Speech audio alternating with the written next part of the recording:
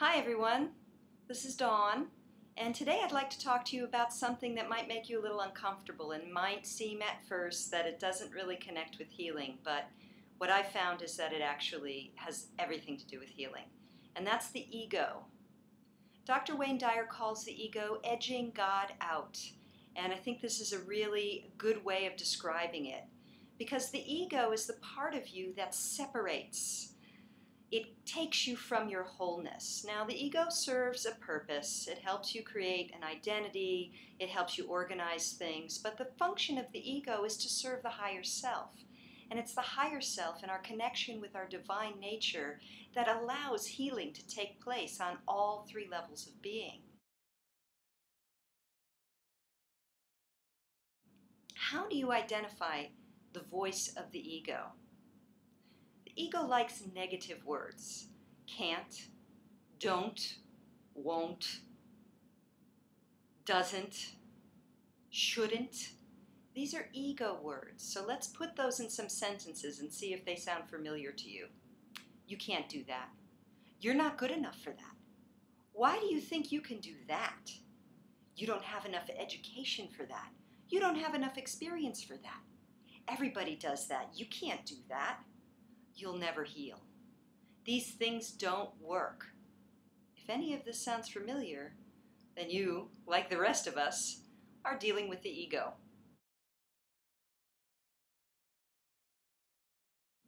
Wrangling with the ego is no fun. And if you're in a healing crisis of any kind, it's the last thing that you need.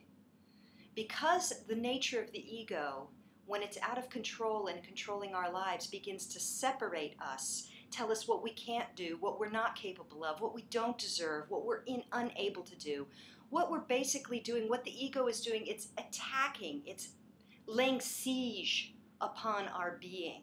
Now, for healing to take place and for wholeness to have the space to exist vitally, it can't be under siege all the time.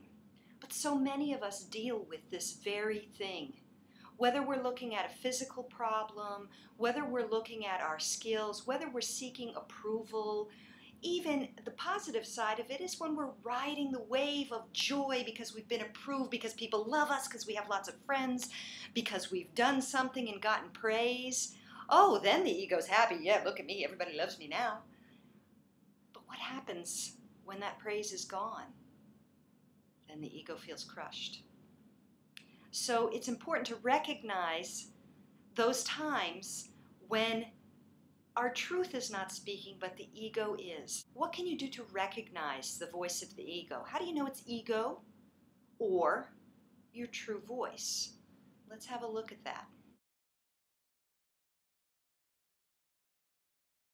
When the ego speaks to you, there's glorification of you or denigration of you. You feel really great because you're better than somebody else, or you feel really down because everyone's better than you. That's ego talking. Inside, the feeling inside when the ego is speaking is unsettling. So if you've got a lot of money and the ego's saying, rah, rah, rah, look at all this money, and you feel this part of you going, what if I lose it? That's ego. What's the true voice?